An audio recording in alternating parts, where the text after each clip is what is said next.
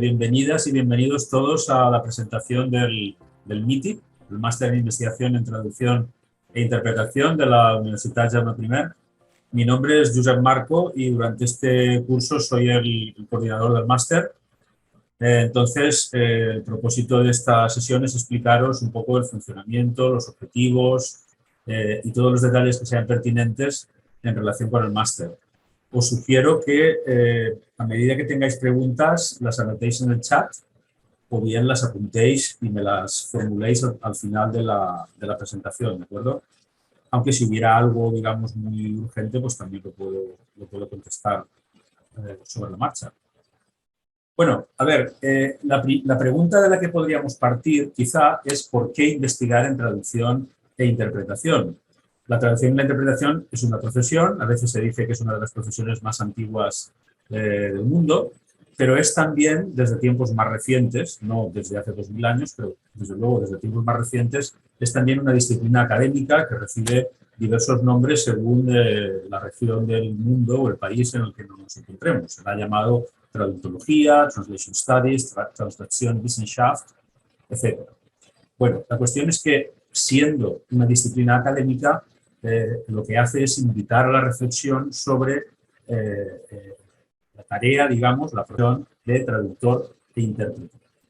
Posiblemente todas y todos estáis familiarizados con el hecho de que en traducción existen muchas especialidades. Algunas suelen figurar en los nombres de las asignaturas de los grados, como por ejemplo pues, la traducción jurídica, la traducción económica, la traducción literaria, audiovisual, etc.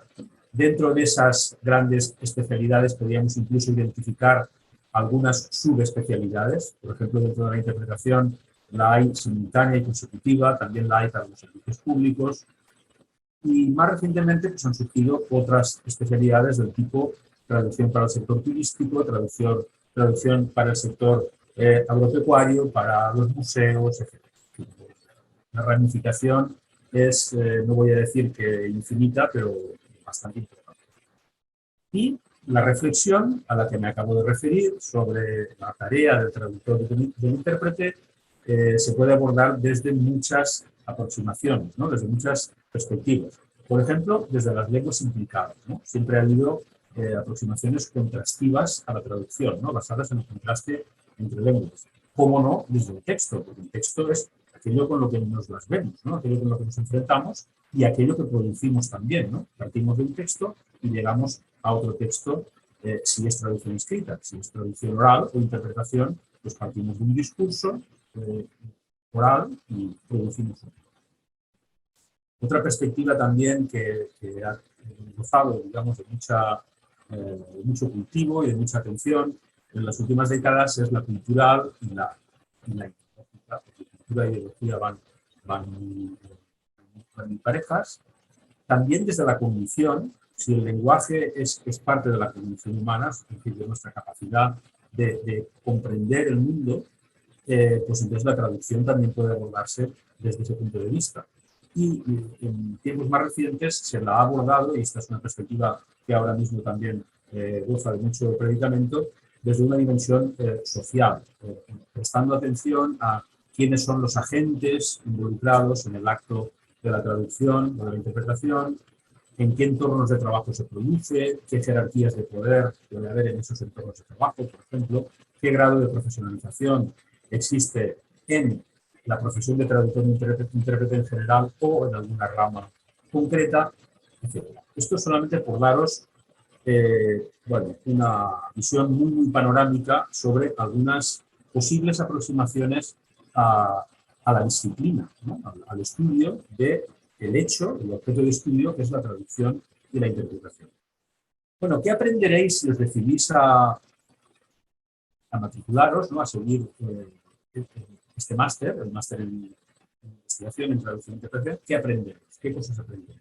Bueno, pues yo he querido aquí, a lo mejor, a riesgo de simplificar, he querido reducir la respuesta a esta pregunta a su mínimo común denominador, ¿no? a su esencia, ¿no? Básicamente, podríamos decir que aprenderéis a hacer preguntas y a buscar las respuestas a esas preguntas. ¿De qué tipo de preguntas estamos hablando? Bueno, aquí sí que ya la ramificación, si en las aproximaciones que decíamos antes, la ramificación es grande, pues en las preguntas que uno puede hacerse es todavía más grande, ¿no? Porque una persona con una mínima curiosidad, yo diría que la curiosidad sí es una característica, un rasgo que toda persona que investigue, no solo la interpretación, debe tener, pues una persona con una mínima curiosidad seguro que se formulan muchas preguntas. Todos nos formulamos preguntas cada día sobre aspectos de la realidad en la que vivimos, ¿no? Yo he querido aquí mostraros algunas que, bueno, no sé si son representativas, pero espero que sean por lo menos ilustrativas. Por ejemplo, ahora que se habla tanto de traducción automática, ¿cuál es el grado de implantación de la traducción automática en la traducción audiovisual? Por decir algo. Podríamos formular la misma pregunta para la traducción médica o para la traducción jurídica, pongamos por caso. Pero, dado que la audiovisual, juntamente con la literaria, siempre se han considerado ramas de la traducción que son como más creativas, también parecía que fuesen como un poco la frontera, ¿no?, de la traducción automática. Era hasta hace mucho impensable que la traducción automática pudiera aplicarse a estas especialidades de traducción. Y en cambio ahora pues empezamos a ver que la traducción automática se usa para el doblaje y para la subtitulación en muchos entornos de trabajo. Pero más allá de esto que estoy diciendo, que es bastante vago, uno podría querer saber con mayor precisión cuál es el grado de implantación, de seguimiento, de uso, ¿no?, de la traducción automática en la traducción audiovisual. O, por ejemplo, ¿qué impacto tiene el output de un sistema de traducción automática en la persona que posteriza? Es decir, ¿en qué medida le afecta? ¿Cómo condiciona sus decisiones? ¿Hace lo mismo que haría si no tuviera ese output, si no tuviera ese producto de la máquina que seguro que le condiciona? ¿Dónde radican las diferencias? ¿Cómo podemos averiguarlas? ¿Cómo podemos medirlas? Etcétera. Otra pregunta, ¿cómo se traducen las unidades fraseológicas, o sea, las frases hechas, proverbios, etcétera, en los textos literarios? ¿Y por qué se traducen como se traducen? Bueno, pues para la primera pregunta podríamos analizar textos, para la segunda podríamos preguntar a los traductores. Y quien dice unidades fraseológicas podría decir cualquier otro elemento textual que a uno se le pueda ocurrir. ¿Cómo se traducen los dialectos? ¿Cómo se traducen los juegos de palabras? ¿Cuál es el grado de profesionalización de la traductora literaria o del traductor literario en general? Por ejemplo, otra pregunta posible. ¿Cuál es la distancia entre un texto traducido y un texto publicado? O sea, el texto que nosotros, como traductores o traductoras, si somos traductores, digamos, de textos escritos, traducimos, el que llega, por ejemplo, en la editorial, si se trata de traducción de libros, no es exactamente el que se publica. ¿Por qué? Pues porque hay otros agentes que intervienen, como por ejemplo el corrector, como por ejemplo el editor de mesa. Entonces, a veces se atribuyen características a los textos traducidos que realmente, más que de los textos traducidos por el traductor, son de los textos tal como se publican después de la intervención de esos otros agentes. Claro que para esto hay que tener acceso, digamos, a las manejadas, ¿no?, de una traducción antes de. Estas serían las preguntas, una pequeña muestra de las posibles preguntas. ¿Y cómo podríamos buscar respuestas? Pues quizá lo primero que se nos ocurre es analizando textos, tanto traducidos como originales. Otra posible manera, si nuestra investigación fuese más de tipo histórico, pues indagando en archivos, en hemerotecas. En España tenemos, por ejemplo, el Archivo General de la Administración, donde están todos los expedientes de la censura franquista, con lo cual uno puede ver en vivo y en directo pues qué cosas tachó un censor en su momento, en 1955, en 1972, ¿no?, porque esto llega hasta época relativamente reciente. Es decir, ¿cuáles eran las cosas que motivaban las tachaduras, ¿no?, las enmiendas o las omisiones ya directamente de un censor? También se pueden buscar respuestas administrando cuestionarios o entrevistas a agentes que habremos decidido previamente, traductores, intérpretes o cualquier otro tipo de agente. Observando in situ también es una posible manera que se ha practicado, por ejemplo, en las delegaciones nacionales de traductores e intérpretes en organismos internacionales. Es decir, el investigador se sitúa allí y observa cómo se trabaja, cómo trabajan los implicados, cómo se relacionan, de nuevo, qué relaciones de poder existen. Y también podemos utilizar, digamos, instrumentos un poco más sofisticados como los protocolos de pensamiento en voz alta, que esto ya tiene unos años, y algunos instrumentos más recientes como, por ejemplo, la grabación de pantalla, el keylogging, el eye tracking, que es seguir el movimiento de los ojos a medida que una persona va traduciendo. En fin, de muchos modos, algunos más tradicionales y otros más sofisticados o más recientes. Pero digamos que la dialéctica siempre es esta, ¿no? Formularse preguntas y luego ver cómo uno puede responder esas preguntas. Bueno, entrando ya, después de esta breve reflexión sobre qué sería investigar en traducción e interpretación, o sea, en qué podría consistir reflexionar sobre la práctica, pues bueno, algunos ítems de información concretos sobre este máster. La mayoría de estas cosas las podéis encontrar en la página web, que yo creo que es bastante completa y que, bueno, podéis consultar en catalán, en español y en inglés, de modo que todo esto se puede ampliar, pero yo os voy a dar ahora algunas pinceladas, ¿no?, sobre algunas cuestiones. Hay que tener en cuenta que este es un máster oficial, que por lo tanto faculta para luego acceder a un programa de doctorado, 60 créditos FTS, que es el total, ofertamos 25 plazas, la lengua vehicular es el español, aunque obviamente utilizamos muchos materiales en otras lenguas, sobre todo en inglés, porque hay muchos artículos, trabajos de investigación que están en inglés y que se comparten a través del aula virtual.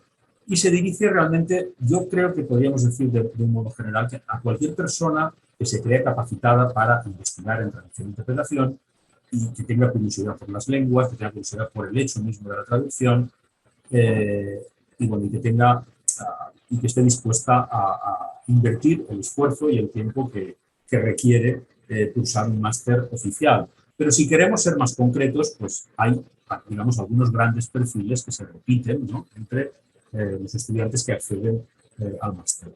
Por ejemplo, graduados o licenciados en traducción e interpretación, como es obvio, titulados en materias afines, como las lenguas o los estudios literarios, en otras menos afines, pero también en cierto modo vecinas, como el periodismo, la comunicación audiovisual. A veces nos encontramos con bastante demanda por parte de profesores de traducción e interpretación, sobre todo de países donde no es fácil acceder a formación en investigación, y también traductores profesionales que a lo mejor quieren darse un respiro, quieren hacer una breve pausa, o sin hacer esa breve pausa en su trayectoria, quieren abordar su tarea desde un punto de vista más reflexivo, ¿no? Entonces, bueno, los objetivos casi se deducen de lo anterior. Lo que pretendemos es formar investigadores en el ámbito de la traductología que luego quieran elaborar una tesis doctoral. Este podría ser un cierto perfil. Si una persona tiene, digamos, en mente acceder a un programa de doctorado, este máster le faculta, y no solo le faculta, sino que es un punto de partida idóneo en el sentido de que se le ha formado como investigador, ¿no? Se puede acceder a los programas de doctorado desde otros másteres que no son 100% de investigación como este, con lo cual quizá no tengan el grado de afinidad que este tiene con un programa de doctorado. Pero también el objetivo puede ser formar en la investigación traductológica, como decíamos hace un momento, a traductores profesionales que quieren adoptar una mirada un poco distinta sobre su tarea, no solo la del practicón, ¿no?, la del practicante de la profesión, sino también del que está dispuesto a reflexionar.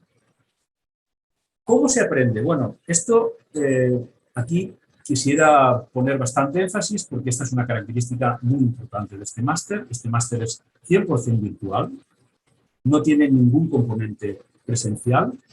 El aprendizaje es autónomo, es decir, cada estudiante lo hace en cierto modo a su ritmo, aunque hay algunos ritmos pautados, digamos, desde el profesorado de cada asignatura, pero también hay bastante autonomía. Hay un apoyo continuo del profesorado a través de del aula virtual, del correo electrónico y de otros medios que se puedan arbitrar, enseguida. Y también hay que insistir aquí en la importancia del grupo, ¿no? Del grupo de estudiantes que cursan el máster y más concretamente cada asignatura, porque es importante apoyarse en el resto de miembros del grupo. Es decir, estar en contacto con ellos, pues a lo mejor hacer un grupo de WhatsApp y compartir experiencias o ayudarse mutuamente, etc. Yo creo que hoy en día ya no tenemos la sensación de estar solos, ¿no? Cuando cursamos algo de un modo presencial, pero aún así quizá el grado de cohesión no llega a ser el mismo que en la docencia presencial, pero esto se puede paliar de este modo que estoy yo aquí muy brevemente esbozando, ¿no? Mediante el apoyo del profesorado y apoyándose también en el grupo. Los instrumentos, bueno, pues aquí tenéis un resumen, ¿no? Los materiales que utilizamos en las asignaturas son obviamente textos, pero también presentaciones en PowerPoint, también vídeos, puede haber grabaciones del profesor o de la profesora sobre un determinado tema. Las herramientas para la interacción entre el grupo y el profesorado pueden ser los foros son escritos, ¿no? Los foros del aula virtual, pueden ser los chats, que también son escritos, pero también podemos hacer videoconferencias, ¿no? A una determinada hora podemos quedar todo el grupo, una parte del grupo, para hacer una videoconferencia, vernos las caras, ¿no? Y comunicarnos en tiempo real, porque esto a veces también es muy útil. Las tareas se entregan siempre y todas a través del aula virtual. Incluso el trabajo de fin de máster, el TFM, se elabora y se defiende a distancia. Es decir, que no hay ninguna dependencia, digamos, física de la universidad, en este caso de nuestra universidad, de la Jaume I, sino que todo, absolutamente todo, de principio a final, se puede hacer a distancia. Bien, una cosa importante es aprender a gestionar el tiempo, esto para toda actividad humana, pero en este caso quizás sea más importante todavía porque tenemos que completar el máster, si nos lo planteamos así, en un año, en un curso académico, lo cual no es fácil. También es posible hacerlo en más de un año. Esto lo menciono, lo podéis ver mencionado aquí en esta diapositiva, ¿no? El segundo punto dice posibilidad de hacer el máster en 2 años. Pero si uno se plantea hacerlo en un año, incluso si se plantea hacerlo en 2 años, tiene que administrar bien el tiempo, tiene que aprender a pautarse las tareas y a no quedarse rezagado, a no ser que haya algún imponderable que siempre, obviamente, se puede. Nosotros planificamos las cosas de modo que una persona que esté cursando 2 asignaturas a la vez, porque entre octubre y abril, que es cuando se imparten las asignaturas, digamos, normales del máster, suele haber siempre, o sea, siempre hay 2 a la vez. Entonces, si uno está cursando 2 asignaturas a la vez, debe calcular unas 25 horas de trabajo semanales, entre 10 y 15 por cada asignatura. Si cursa una, pues va a ser esto, ¿no? Entre 10 y 15, pero si cursa 2, podrían ser unas 25 horas de trabajo semanales. Digo esto porque, claro, siempre hay estudiantes que trabajan o que tienen compromisos familiares, etcétera, y que se tienen que organizar. O sea, no estamos hablando de 40 horas semanales como si fuera un trabajo reglado, pero tampoco es un pasatiempo de domingo por la tarde, porque esto es un máster oficial y requiere una dedicación y un esfuerzo. En cuanto al trabajo de fin de máster, pues también lo pautamos para que la consecución del TFM, o sea, llegar a tiempo, resulte más fácil. Creo que lo podemos saltar. Muy brevemente os voy a mostrar el plan de estudios, aunque insisto en que todo esto se puede ver en la web del máster. Pero bueno, si hay entre vosotros y entre vosotras personas que no lo han visto, que no lo han consultado, pues yo le puedo dar en 2 minutos una visión panorámica. El plan de estudio se divide en 3 bloques. Hay un primer bloque de asignaturas obligatorias, que son 3. Todas las asignaturas son de 5 créditos, FTS, excepto el TFM, que es de 15, vale 15 créditos. Entonces, las 3 que hay que cursar sí o sí, de modo obligatorio, son estas que tenéis en la pantalla. Metodología de la investigación y elaboración de tesis en producción e interpretación, que es la más general de todas. La segunda, que es de teorías, y la tercera, que es de aplicaciones y herramientas para la investigación. Estas 3 no coinciden en el tiempo. O sea, cada una de ellas coincide con otra optativa, para no sobrecargar con las asignaturas obligatorias. En cuanto a las optativas, pues el plan de estudios está organizado a lo largo del eje de la especialidad, ¿no? De las especializaciones de la traducción. Entonces tenemos todas empiezan, como veis, o la mayoría empiezan por metodología de la investigación en, porque este es el énfasis del máster, ¿no? Aprender a investigar en algo. Entonces, ese algo, esa X, ¿no? Que sería el algo, puede ser interpretación, puede ser traducción médica y comunicación intercultural en el ámbito sanitario, puede ser traducción jurídica, puede ser la traducción audiovisual, hay dos asignaturas de traducción audiovisual, puede ser la traducción literaria, también hay dos, una que es la metodología de la investigación y la otra géneros literarios y traducción, y luego finalmente historia de la traducción, que esta es la que se imparte normalmente en el mes de abril hacia el final del periodo lectivo, antes de empezar el TFM. La otra, la que aparece al final, en un color distinto, es porque actualmente no se activa, por lo tanto la podemos tranquilamente ignorar. Bueno, y finalmente el trabajo de fin de máster, que como he dicho, pues es un trabajo tutelado, parte del tutor o de la tutora, y que vale 15 créditos FTS. Bueno, no sé si los nombres aquí significan mucho, pero también me gustaría hacer un breve recorrido por las personas que son responsables de cada asignatura. Lo voy a decir muy rápido. Pero antes me gustaría insistir en que en muchas asignaturas, aunque no en todas, hay una combinación de profesorado de la casa, digamos, de la UGI, gente que formamos parte del Departamento de Traducción e Interpretación, y profesores invitados o colaboradores docentes, como se nos va a llamar ahora, de distintas universidades, bien españolas, bien extranjeras. Por ejemplo, en la primera asignatura, María Calzada, José Marco y mismo, Kim Schulte y Ana Kuznits, de la Universidad de Breslavia, en Polonia.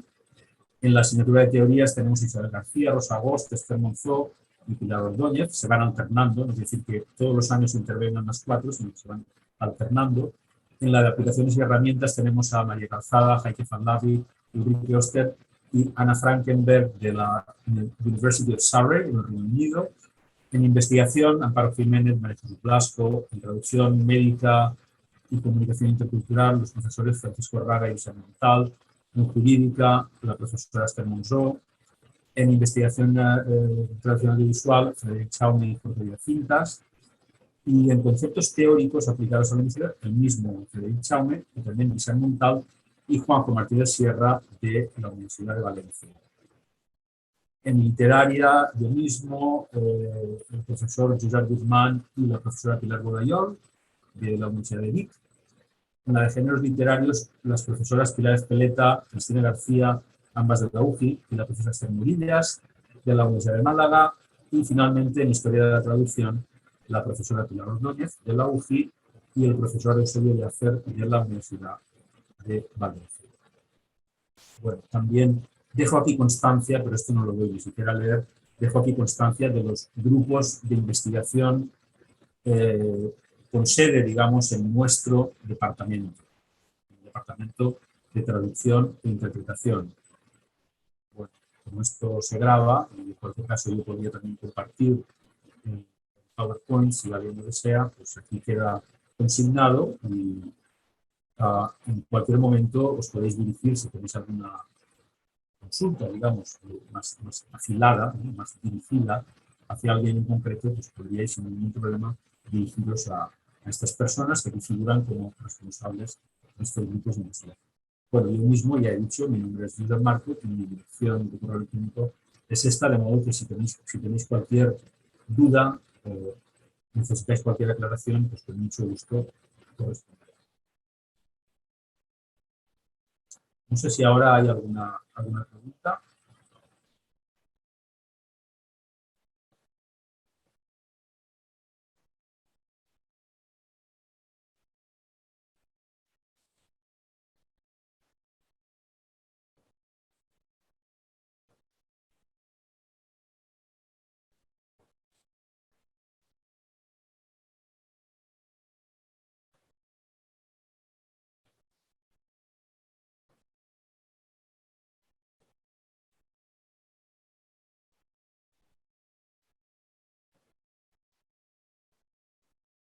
Vale, parece ser que en el chat tampoco habéis planteado nada.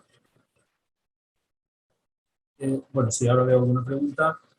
Paula Moreno pregunta si la presentación del TCM es obligatoria. Efectivamente, es obligatoria, pero como he dicho antes, no es obligatorio hacerla de modo presencial. Es decir, se puede hacer a distancia, a través de videoconferencia. Y bueno, la realización del TCM, como he dicho, aunque lo he dicho muy rápido, es un proceso que lleva cierto tiempo, pero que se puede completar en los 4 o 5 meses en los que se dispone. Normalmente empezamos a hacer el TCM en abril, cuando terminan las asignaturas regulares, y el TCM hay que defenderlo en octubre y por lo tanto entregarlo hacia finales de septiembre.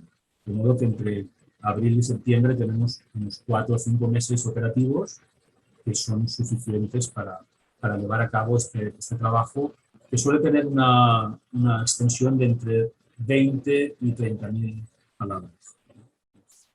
Es un trabajo de una cierta ambición, ¿no? Los que hayáis hecho TCGs, pues esto es un paso más. ¿Vale? Y prácticas, gracias Paula por recordármelo, prácticas, pues prácticas no hay en este máster. No hay prácticas porque, como ya he dicho, es un máster que forma para investigar, no para practicar la profesión. No es un máster en el que tengamos como objetivo formar a traductores e intérpretes. ¿De acuerdo? Hay muchos másteres de ese tipo. Este máster lo que pretende es formar a investigadores, a personas que quieran investigar, reflexionar sobre la práctica de la traducción y de la interpretación, ¿de acuerdo? Por eso no hay prácticas, y ya lo habéis visto en el plan de estudios en esta.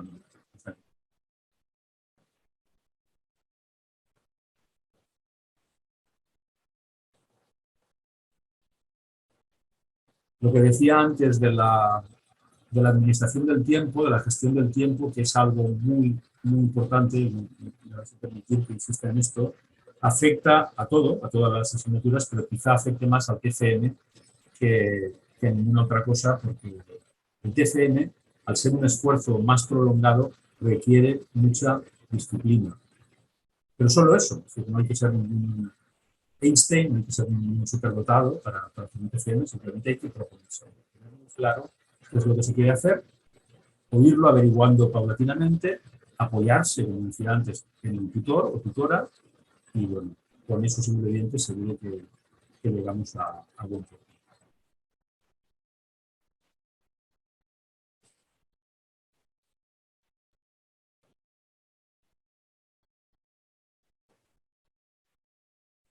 No sé si hay alguna pregunta más por ahí. ¿Tenéis alguna otra curiosidad?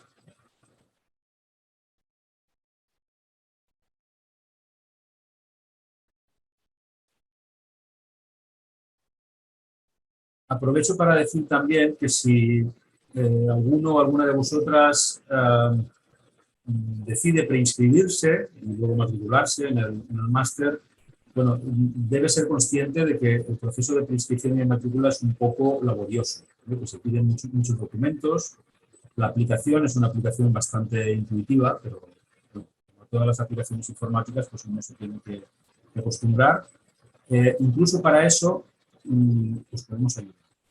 Nos van a poder ayudar desde la Secretaría de Estudiantes, pero yo mismo también, si en algún momento lo necesitáis, os puedo echar una mano.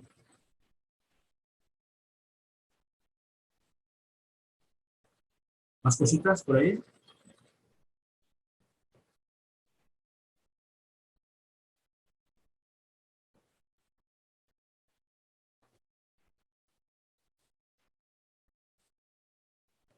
El máster lleva ya funcionando unos cuantos años. Ahora estaba preguntando en el mismo cuántos años son, pero por lo menos 12 o 13, porque empezamos hacia 2011, algo así.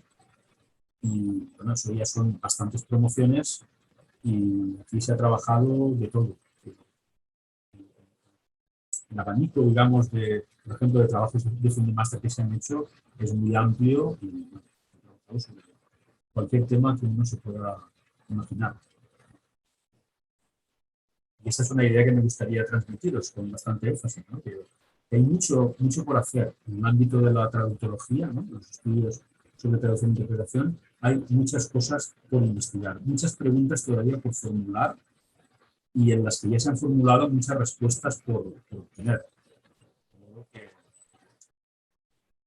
No sobra nadie, todos vais a ser bien recibidos en este empeño.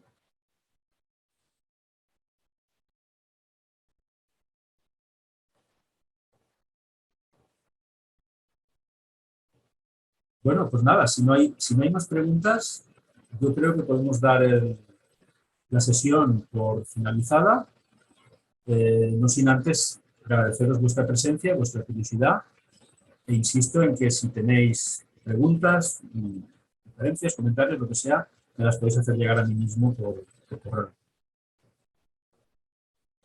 Muy bien, pues muchas gracias y buenas tardes.